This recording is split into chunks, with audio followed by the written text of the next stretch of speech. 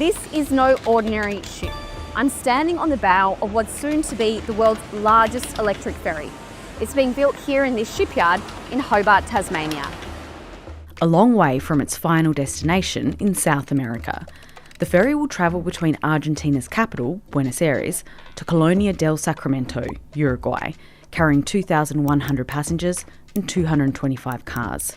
It'll transport commuters 30 nautical miles, or about 55 kilometres, across the River Plate 3 times a day. To make the hour-long journey, it's going to need some serious batteries. There's over 5,000 battery modules that weigh 280 tonnes. That's the equivalent of about 860 average-size electric vehicle batteries. Can we go in and have a look? Yep, certainly All can. right, after Okay, you. no worries, thank you. That's me. I travelled to the Incat headquarters in Tasmania, Australia, to go behind the scenes, to check out how the batteries will work. Standing in the battery room. It's going to power the world's biggest electric ship. The construction, and the challenges this company is going to have to overcome to build the world's biggest electric ferry. On charging, how big of a problem into the future is that for the future that you want to build more? Absolutely. I think, Jess, it's probably the biggest constraint across the industry. How important is it for you to be part of that new wave of innovation? First of all, we can't sell diesel-powered ships anymore. We haven't got a lot of choice. We have to get into the new technology. Batteries are getting better all the time, systems are getting better, electric motors are getting better. What we're building now is today's technology. There's not the slightest doubt that in 2 or 3 years' time it'll be even better. 2 or 3 times a day. And, It's a noisy work site. It's a noisy work site. It's a real work site. And, So how do you build a battery big enough for a ship like this? Does it change the design? How do you even charge this thing? What can it mean for the future of travel?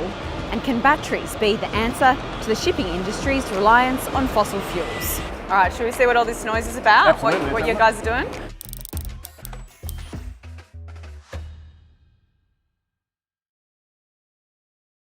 And now behold the crowning triumph of transport. Over the centuries, ferries have evolved from using paddles to steam engines to burning harmful fossil fuels like diesel and gas. Can the humble ferry go all electric? You may be wondering how a tiny island at the end of the world came to be at the forefront of electric ship innovation. It's all got to do with Robert Clifford, That's the boat we're building right now. a pioneering shipbuilder. His ferries first came to fame in 1975 when Hobart's bridge collapsed. A complete span was ripped out of the bridge by the 11,000-ton freighter Lake Illawarra, now lying at the bottom of the River Derwent. We had 2 small ferries in operation and we quickly built 3 more ferries. So we were able to carry 9 million people through that period when the bridge was down. But when the bridge was restored, we effectively had to find a new business. And he's been pushing the boundaries on fast, lightweight ferries ever since. We're one of the leading shipbuilders in the world with lightweight construction. And lightweight construction and electricity go together because less power is needed. Not only less power, but most importantly, less charging time when the ships are in port. And how big of a risk is it to go all in on the fully electric ship? I don't see it as a risk at all. The risk would be that if we tried to stay with fossil-powered fuels, we would run out of the market. That's the big risk. When the people see this particular next ship on the water, they will be basically shocked by the size of it and the capability of the ship. we're looking at Incat's Hull 96, which is going to be the world's largest electric ferry. When Hull 96 was first commissioned, it was designed to be powered by another fossil fuel, gas. The design had been done and the engines ordered, but then the pandemic hit, putting a pause on construction and a change of heart from Incat's South America customer, Bukubus, who decided they wanted an electric ship. How hard was it to change the design to battery electric at that point? Is it much of a change in the actual boat? It's a really significant change in the systems within the boat. The structure itself reasonably similar, but the actual systems in the boat, so the energy systems, the propulsion systems, the control systems, entirely different. So it was a significant redesign. You might be wondering how the weight of a battery for this ship compares to a diesel engine. Compared to a traditional diesel engine with fuel tanks, it's slightly lighter. So we're actually saving weight. I'm surprised. I think most people would be surprised that the electric batteries are lighter than the diesel engine. Yeah, absolutely. Batteries are heavy pieces of equipment, but think of 8 diesel engines and all the fuel tanks we need to power those, compared to the batteries themselves, which are charged from the shore side every time the boat docks. Stepping on to the new electric ferry here, one of the really important things is the weight. Incat is known for its lightweight ferries. Is that a bit of a secret formula that you guys hold? Absolutely. Incat's renowned for its weight management, so our ability to build lightweight ships and really manage that weight so it's always lower. And other companies have tried to emulate it and not succeeded? I think other companies are desperate to find out how we do it, but that's why we protect it so much, and it's really important to our customers. And all of that cabinetry you do in-house? It's all done here in-house. And does the weight of that also, that's all taken into account? Every kilogram is measured, yeah. So we use the lightest weight materials possible that are safe, that are fireproof, and we measure all of that weight. Everything's weighed before we put it onto the vessel, so we know exactly where we stand. While Incat prides itself on doing most of the work here in Tassie, the batteries are coming from Norway, although they haven't quite arrived. Can we go in and have a look? Yep, certainly can. All right, after you. No worries, thank you. So we've got 2 complete separate battery rooms on each side. So there's going to be about 1,000 batteries in this room? Yeah, a bit over 1,000 batteries Wow. in this one room. And obviously 4 rooms that we've got in total. What we're standing on at the moment is the bases. So with this configuration of batteries, there's a base on the bottom, and then the batteries stacked together all the way up pretty much to the roof. And has this battery technology been used anywhere else? The technology itself has been, but the style of this battery, so the mechanical configuration of the battery hasn't been used before. So typically the batteries, each individual battery will go into a little stacking module, like a little rack or a little drawer. But this is the first one that I'm aware of where the modules actually go together. And what's the advantage of that? Particularly for us, they're lightweight, they're more compact, and they're more efficient in the space that you've got to utilise for them. The ceiling at the moment, when it's finished, it'll be a glass atrium ceiling. Then there's the charging infrastructure.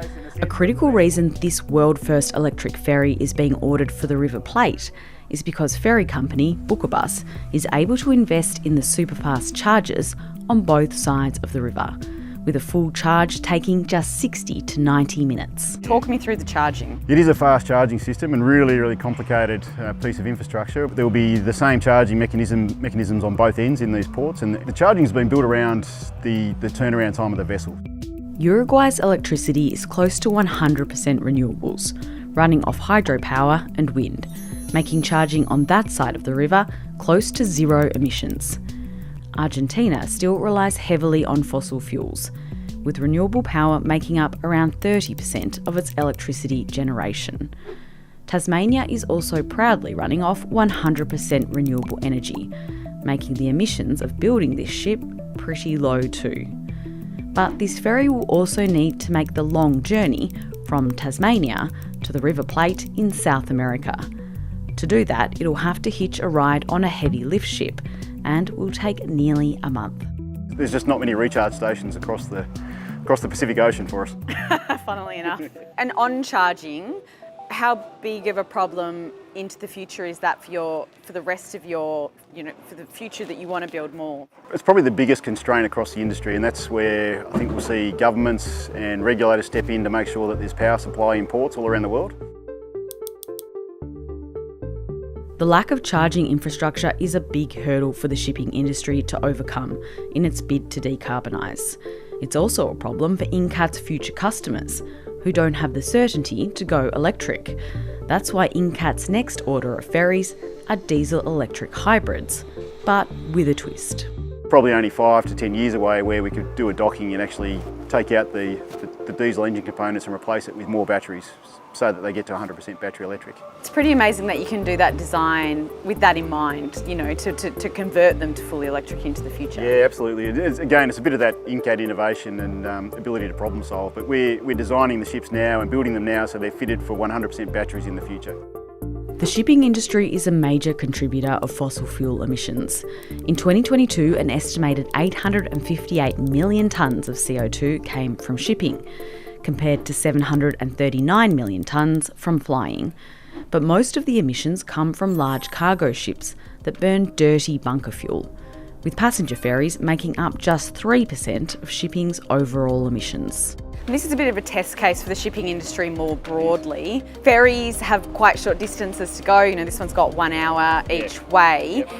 Do you see a future where this kind of technology can be put onto cargo ships and longer journeys? Yeah, we've talked about that as an industry, and certainly the ferry industry, so the ships that we build here at Incat, we're focusing on the 100 nautical miles or less, and that's typically your fast transport ferries that are taking passengers in cars, and they're an established part of the transport network, like through Europe and their islands. The large cargo tankers, I think, have bigger challenges to face, and so they're looking at renewable fuel sources that they can store on board, like ammonia or hydrogen, or there's probably an element of battery electric that they could do, but very hard for ships that are that large, that heavy, because they're steel, and with the amount of range they have to travel to be 100% battery electric, because they're going to need to recharge as they go. The global shipping industry has a goal of reaching net zero emissions by 2050. It's a tough ask for an industry that accounts for 3% of global emissions. But if they can pull this off, it might just be possible. After a slow start, construction on this ferry has been powering ahead. With the exterior completed and the interior well on its way, it will be ready to hit the water sometime in 2025. In the meantime, Incat is expanding its operations to meet the growing demand in electric ferries, with the rest of the world watching on in anticipation.